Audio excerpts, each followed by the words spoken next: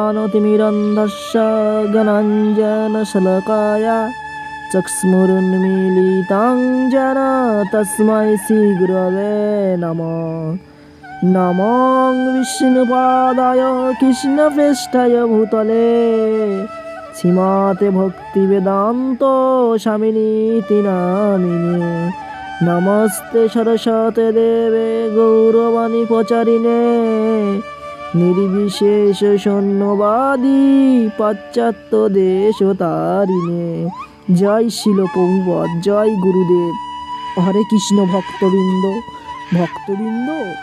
আমরা আজ এই সুপ্রভাতে শুনে নেব কিভাবে চললে আমরা ভগবানের কৃপা লাভ করতে পারব, যা স্বয়ং ভগবান শ্রীকৃষ্ণ গীতায় উপদেশ দিয়েছেন।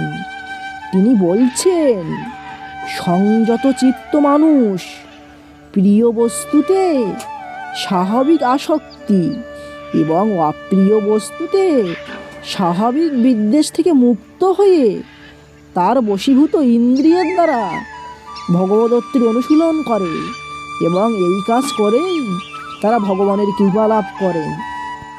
অর্থাৎ ভগবান শ্রীকৃষ্ণ এখানে বলতে চাইছেন, হঠযোগ আদি কৃত্রিম উপায়ে সাময়িকভাবে ইন্দ্রিয়গুলিকে সংযত করা সম্ভব হলেও ভগবানের সেবায় তাদের নিযুক্ত না করলে প্রতি মুহূর্তে মায়ার দ্বারা মোহচ্ছন্ন হয়ে পড়ার সম্ভাবনা থেকে যায়।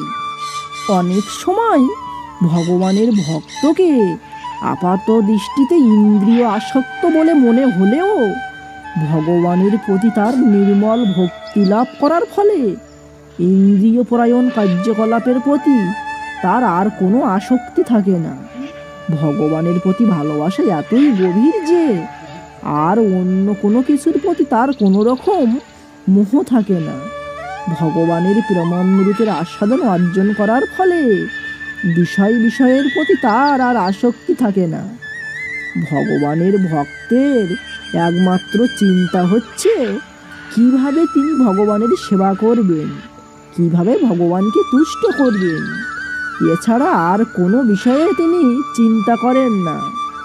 তাই তিনি সমস্ত রকমের আসক্তি ও নিরাসক্তির অতীত। শ্রীকৃষ্ণের ইচ্ছা অনুসারে কেবল তিনি তার সমস্ত কর্তব্য কর্ম করেন। শ্রীকৃষ্ণ যদি চান তবে তিনি এমন কাজও করেন যার জন্য সারা জগৎ তাকে নিন্দা করতে পারে। আবার শ্রীকৃষ্ণ না চাইলে তিনি তার অবশ্য করণীয় কর্ম পরিত্যাগ করেন। কর্তব্য কর্ম সাধন সাধারণত নির্ভর করে আমাদের ইচ্ছার উপরে, কিন্তু কৃষ্ণ ভক্ত কেবল ভগবানের নির্দেশ অনুসারে তার কর্তব্য কর্ম করে চলেন। ভগবানের অহেতুক কৃপার ফলে ভক্ত এই ধরনের শুদ্ধ চেতনা লাভ করেন, যার ফলে কোনো রকম কলুষময় পরিবেশে তিনি সংশ্লিষ্ট থাকলেও কোনো কলুষতা আর তাকে স্পর্শ করতে পারে না।